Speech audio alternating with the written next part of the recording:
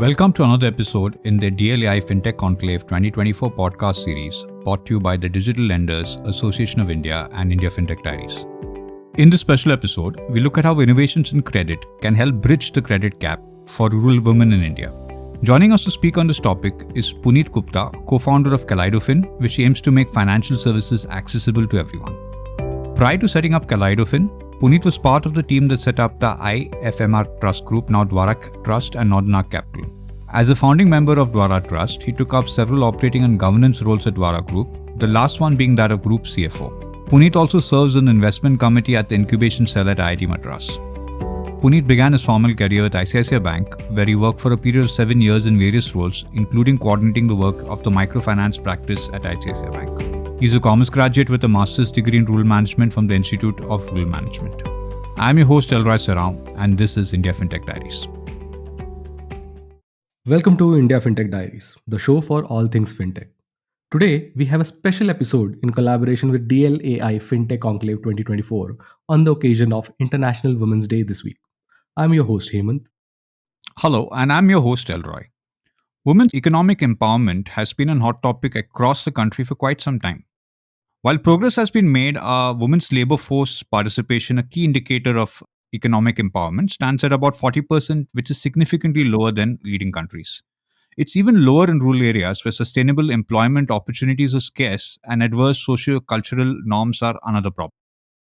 Lack of access to affordable capital has been identified as a major barrier to employment and well-being for rural women. Did you know that 79% of women-owned establishments are self-financed, and 40% of women cite lack of financial support as a primary factor hindering their growth? To delve deeper into this challenge and understand the key reasons, potential financing models, and steps different stakeholders can take to address this issue, we have with us Puneet Gupta, co-founder of Kaleidofin. Welcome to the show, Puneet. Thank you, DLAI. Thank you, Hemant. Puneet, before we delve into this topic, let's understand the driving force behind your journey, right? Could you give us a brief introduction for our listeners onto your journey and how you came to start Kaleidofin? Absolutely. DLAI, I began my career in 2001 with ICICI Bank, where I was a part of the team which set up microfinance operations for the bank. Interesting. In 2001, microfinance was really micro in terms of size. The industry itself was less than a few hundred crores. Although the government-led self-help group model was large, but this was really the beginning of financing women. I was in ICICI Bank for the first 7 years of my journey. And then when the banking correspondent regulations came into being, it started to look like an interesting place for me to make a switch and take up entrepreneurship.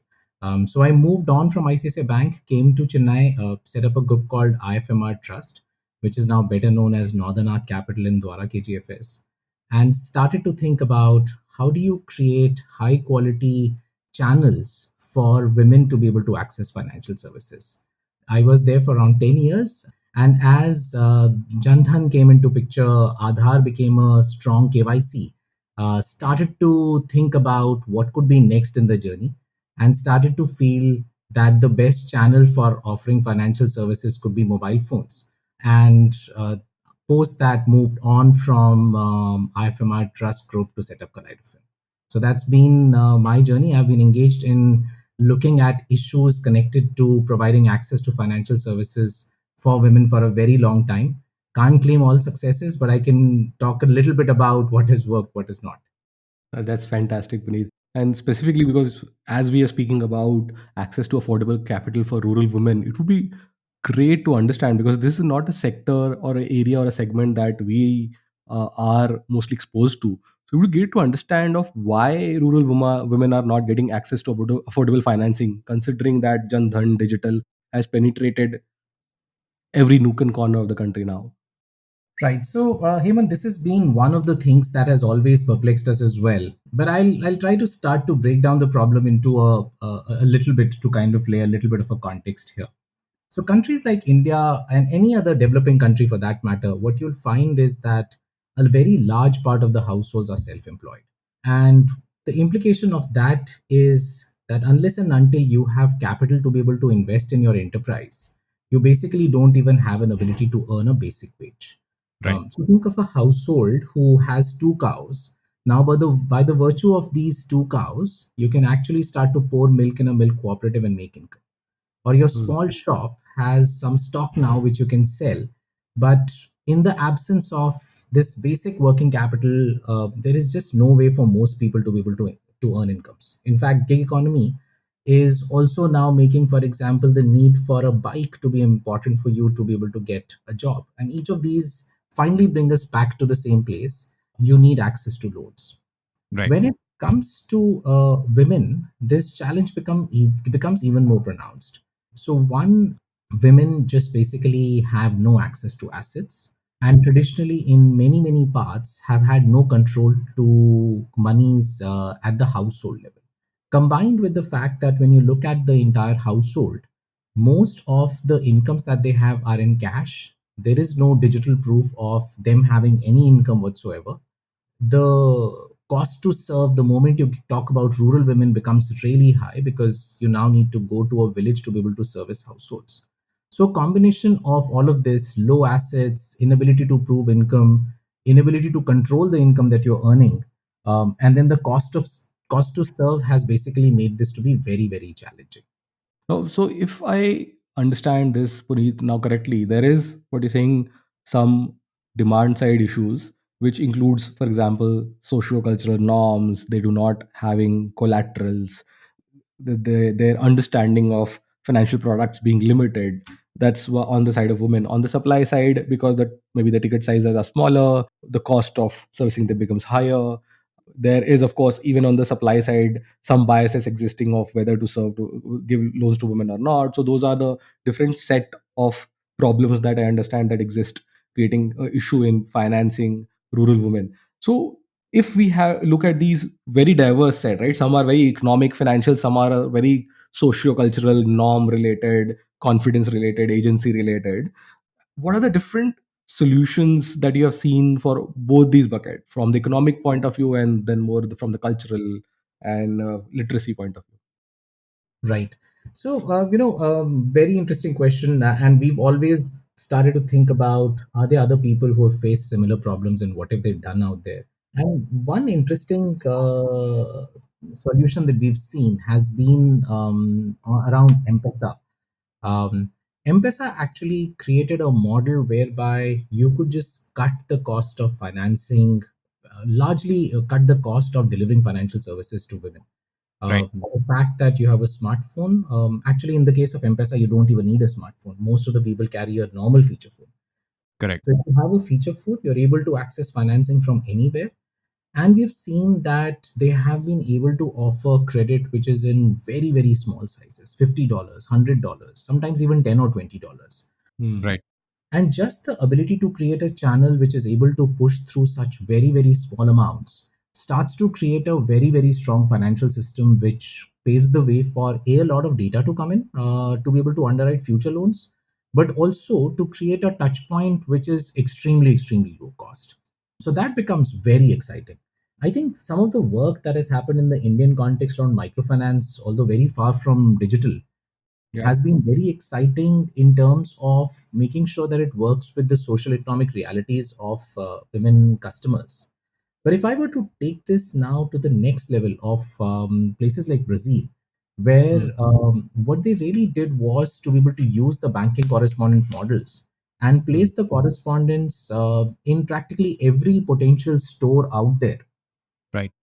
And once again, interact with women at a place where they were comfortable to interact, create data from what they were buying from these stores, and use that as proxy to be able to create lending models. I think some of those have been very exciting innovations. They've tried to make data obvious when data was hard to otherwise come by, and very seamlessly blended into what women were doing on an ongoing basis.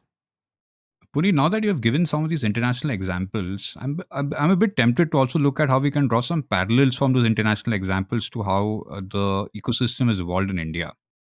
You would have seen, and we spoke about this briefly as well, right, on how Jandan Aadhaar and increased mobile penetration have kind of ensured, at least at some level, that at least basic access to financial services is definitely improving. And secondly, recent innovations like credit line on UPI and a couple of other areas might actually help reduce the cost to serve some of the more rural areas as well. So could you also look at your experience and maybe draw some parallels and give us a view on how some of these technological innovations have actually helped increase penetration over the time that you've been with the industry? Yeah, so I would largely say that what the Jandhan, Aadhaar, and mobile have done have been no short of a revolution, and and we are still just scratching the surface. The true potential is actually much larger. What we've started to identify is that KYC related challenges for reaching out to customers in India has become more or less something of the past. The Right. kind of data that we generated through just basic credit bureaus, and now the ability to be able to pull that data because you have a unique identifier in the form of a mobile number or an Aadhaar number, has just made data availability super amazing. We at Kaleidofin, for example, started to work on a credit scoring model for women. Mm. Like I pointed out, India has had a microfinance program which largely lent to women based customers by forming groups. But what this was doing was it basically said, I would start to give you a loan, but only as a group, but not as an individual. And Right. that's really very disempowering. If you were to look at me as a customer, I would never really want to go as a group to be able to borrow. So a lot of our work was to say a strong credit scoring model can actually start to give women an identity to say that I can borrow on my own. And just the sheer amount of data that we've been able to gather in the Indian context from trade bureaus, as you start to look at trade line by trade line data on these households, it's been extremely amazing. And we've been able to then plot it around various default events that happened. For instance, 2016 demonetization. Everybody had a cash flow issue. Or let's say flooding in a certain pin code or a drought in a certain pin code. The moment you start to map the customer behavior right after these default events, starts to tell you a lot about what the customer is able to do. And today, our credit scoring model, it's called Chi-Score, has been used to underwrite over 4 million loans. Over $2 billion have been lent on the basis of this particular model. And we going to see extremely high repayment rates, upwards of 98.5% on an ongoing basis. And some of this, I would say, was unimaginable a few years back. Very interesting. So, Puneet, I think there are some very interesting solutions that you spoke about. So, I would like to just go slightly deeper on some of them that you highlighted. The Mhm. first one is the credit score bit. As you Mhm. spoke, that it has been a great success, but we also know that when it comes to rural women, all the traditional sources of data do not exist in many of the cases. So, if you could help us understand what are the different kind of alternate data sets, points, or sources you're using to create a view or score for them, and how does then the loan happen? Is this a joint relationship between you and a bank, and or you and someone else? How does that entire thing work out around the credit score that you're generating? Yeah, let me start with the credit score first. What we had to do really for the scoring was to start to identify what are variables that make sense. Hmm. So clearly, transaction variables make sense. In the past, how much have you borrowed? What has been the peak outstanding amounts? How much EMI have you serviced at any point of time? Sometimes pattern of default. A household might be defaulting every time somewhere around October, mid of October, but paying right after November 15th Right. may not be a sign of a delinquency, but could be a sign of the household managing cash flows around, let's say, something like Diwali. So we also started to see that was are some of the defaults in the past, are they on account of you managing cash flows, or are they on the basis of your willingness to pay? So some of this has just been kind of understanding the customer's cash flows using transaction data well. Then what we've tried to do is to balance it out with verifiable assets of the household. What kind of a house, what kind of stuff are you buying? For instance, I can talk about this very interesting thing. In urban Gujarat, we found that the existence of a washing machine, and if it was an automatic washing machine, even more, was a very correlation between the incomes of the household and the income of the woman herself, because basically the woman was saying that it's actually better for me to wash the clothes using a washing machine as opposed to spending my time doing it. And it Hmm. started to kind of give us a very clear indicator of the economic activities of women. So we had to really think about what could be some of these variables that help us put together some of these missing links. In places like UP, we found that the number of gas cylinders that you're using under the Ujjwala Yojana was a very, Mhm. very good predictor of what was happening at a household level. But the question really was that we had to start to think about what these new data points could be.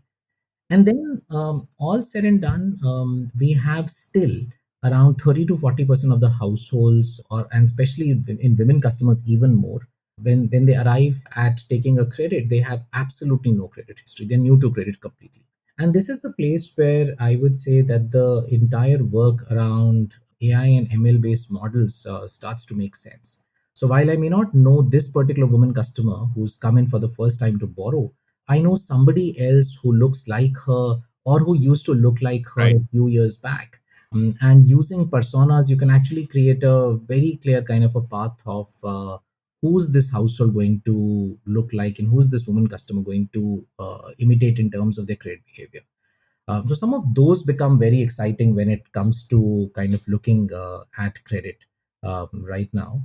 And then the information is getting more and more complete. Again, coming back to all the digital revolution that has happened in India, we are now able to access bank account statements of the customers electronically. The account aggregator framework has already started to work with many banks, although I would still say it's a little hard given the fact that the journeys are all connected to smartphones. Right. And I would say that the big power of Jandhan, Aadhaar, and mobiles will start to get kind of opened up the moment we start to think about the fact that there is a need to add an assistant led journey in some of these, or a journey which is fulfilled on a feature phone. I would say that we're still not doing enough as a country on that particular aspect, but I think that will once again add a mammoth amount of data to be able to make these data models even finer. Coming to the next part of your question, which is how do we really start to use this? So, what Kaleidofin did, and this is coming back to the challenges that I was pointing out earlier, Elroy and Hemant, Yeah. is that banks are always trying to understand that how do we lend to this customer, and for them, the cost of to serve is almost always very, very high. So, by using a credit model and by using all the digital rails that are available in the country, Aadhaar, looking at digital e-sign infrastructure, what we are able to do is bring the customers on our platform, get them to be Okay. able to do everything digitally as far as possible. There is always a physical leg of being able to go to the customer and verify the document. So I wouldn't say that this is a proper digital origination, but at least the document flow is digital. And then this information goes to the bank with our recommendation on the credit model, along with the credit bureau report of the customer, along with any information that the bank has asked us to say that if this information was verified and processed, I can actually use my own business rules engine to be able to lend to these customers. So all this information then becomes available to the bank on a real time basis. And an employee of the bank at the back end can then verify all of this, make the sanctions, and practically all of this is happening electronically in as far as possible real time. Today, we've been able to do all of this in 24 hours, largely on account of some RBI regulations around outsourcing guidelines, where the bank officials still need to see these documents and verify them and go ahead by doing this. If there was a way to do this digitally and in an automated fashion, these loans could have been given in a matter of 3 to 5 minutes. So what it does is banks which have large balance sheets are able to get these very high quality customers. The delinquency rates that women's microfinance programs have shown is very, very small.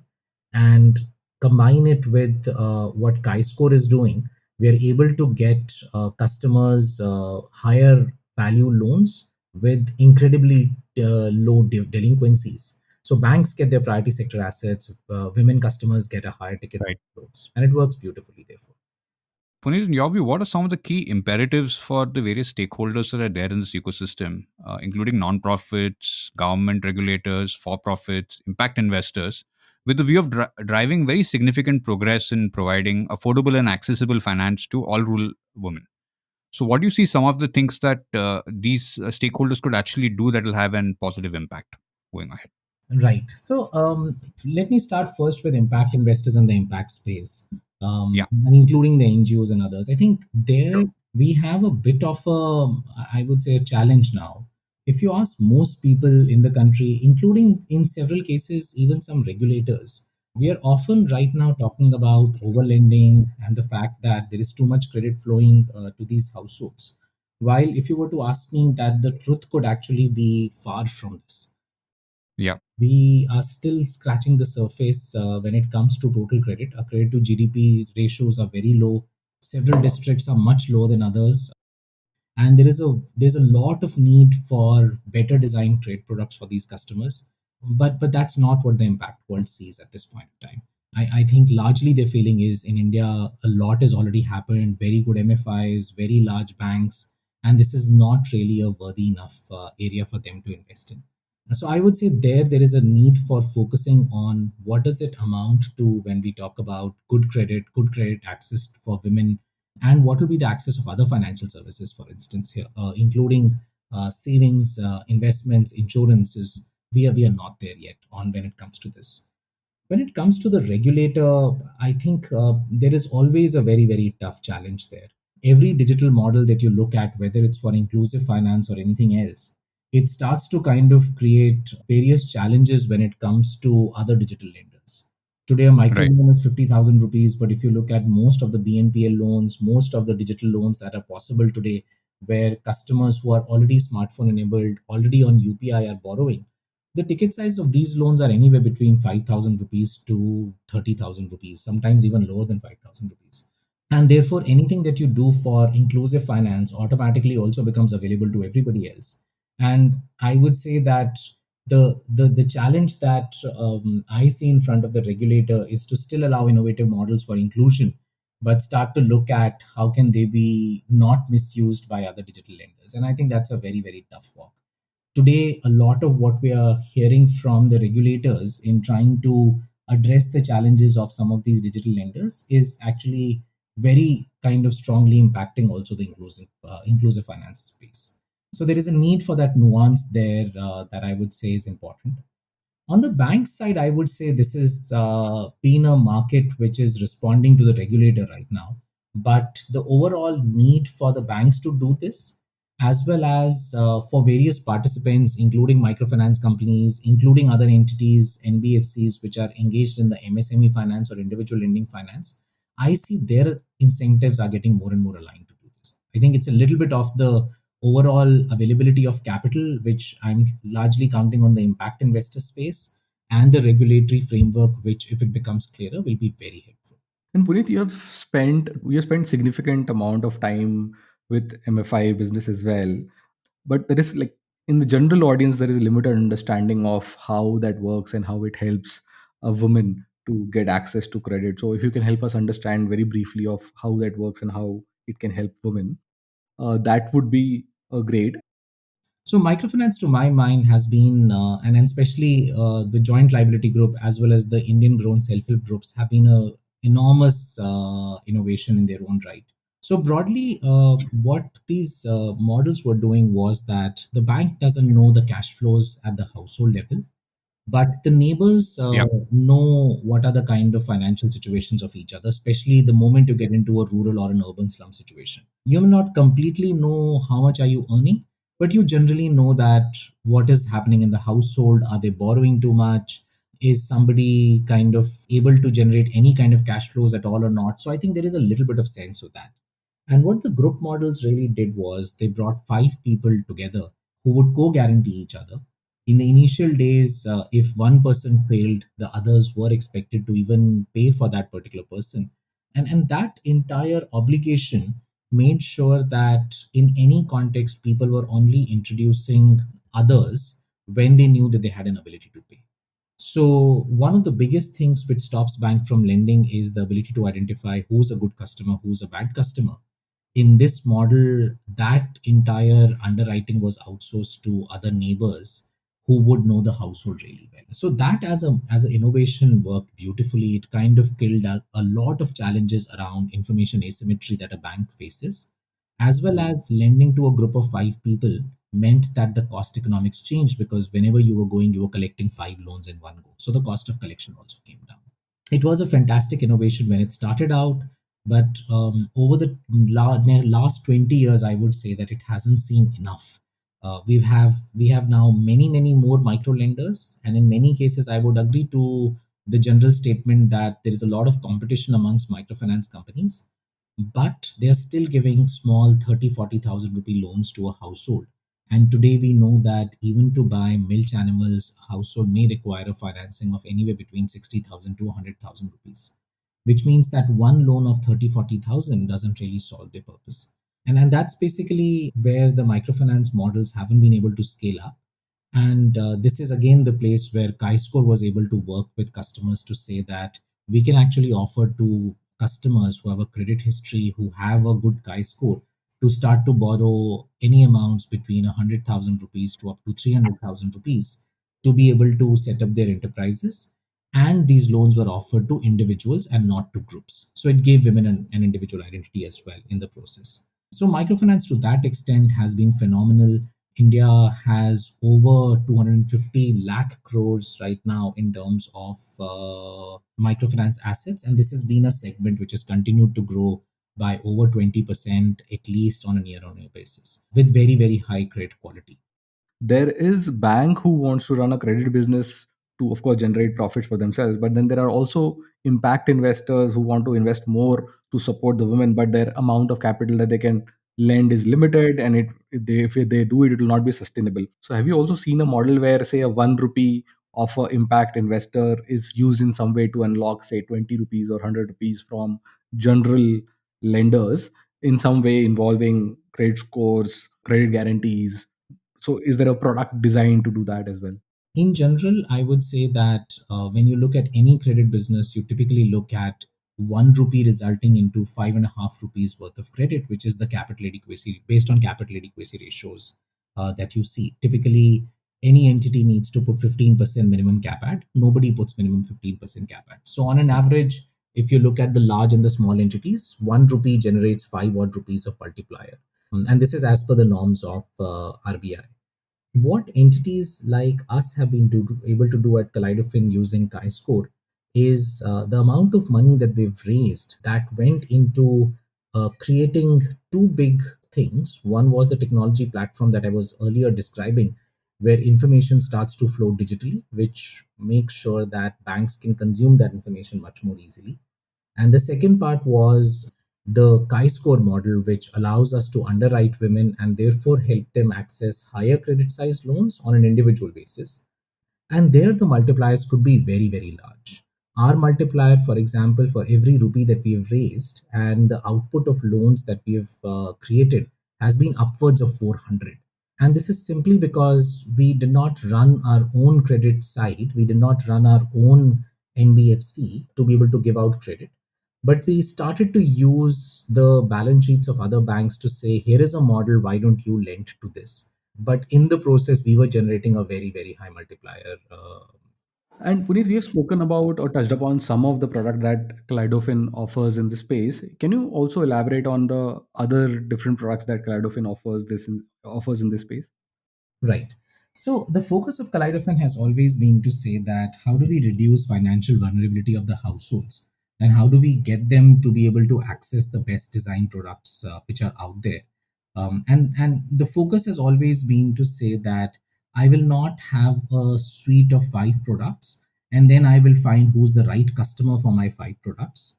But I will find out who my customer is and then I will get them the right product that is required for them. So that's been our overall work.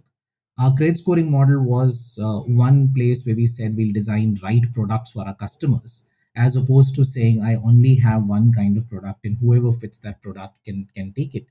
The second set of products that we started to offer was to think about getting a customer to save towards meeting their goals. Towards this end, what we were helping customers do was to put their money in a bank account, and we were helping them add an insurance component to it. So the idea was that think about a household who, let's say, wants to save towards their daughter's education. What we would tell them is that you save a small amount of money in either a bank fixed deposit or in liquid funds, which are extremely low risk. So you invest the money there. We layered an insurance product, which was almost like a promise to say that even if something happens to the earning member of the household on account of death, disability, or accidents of any sort, your daughter will still have enough money to go to school. And then finally, what we added to this entire thing was that some households may have just started too late to save. So they need, let's say, 300,000 to send their daughter to an engineering college eventually. But in 3 or 4 years, they may never be able to save that kind of money. They should have started early. Alternatively, they thought that they will need 300,000, but the school that they got, the fees was 400,000 rupees. So there comes a situation where at that time you have a mismatch, and their credit model takes over. And based on their savings profile and other parts of their credit model, we are able to already tell them that if you are saving regularly, then even if there is a bit of a shortfall, we will still be able to give you a loan at that point to help your daughter go to school. So if you see a product like this is a product that we call Ubharta Sitara. This product is a combination of one loan product, three insurance products, and a savings product, which could either be a bank deposit or a liquid fund investment. But the customer really sees this as one seamless product. And there could be many variants now of this, but the components will be a combination of a savings, some insurance, and some kind of a credit product to help customers meet their goals. A lot of this again built on data science, thinking through the personas of customers, what is contributing to the risk for them, and how do we now use the best products available out there to be able to create a solution. That was pretty insightful, Puneet. Thanks a ton for sharing your insights with us today. In case anyone wanted to reach out to you or Kaleidofin, what's the best way to do that? I'm always available. We are reachable on our email ID called info@kaleidofin.com. If somebody writes to that email address, it'll be pointed out to the right people, including myself, and very happy to respond to those. Excellent, Puneet. I'll include those details in the show notes. Thanks once again for joining us today. All right. Thank you, Elroy. Thank you, Hemant, for the opportunity. That's it from India Fintech Diaries this week. In case you haven't already registered, please do sign up for the DLAI Fintech Conclave 2024. Now in its fifth edition, the event is on the 6th of March at ITC Maratha, Mumbai, and brings together digital lenders, tech firms, government officials, banks, NBFCs, investors, and various startups to celebrate the industry as well as to plan for the year ahead. This year's theme of fintech evolution, pioneering India's fintech landscape, promises to be a timely topic as fintech matures in India. So do attend, and until next time, stay safe.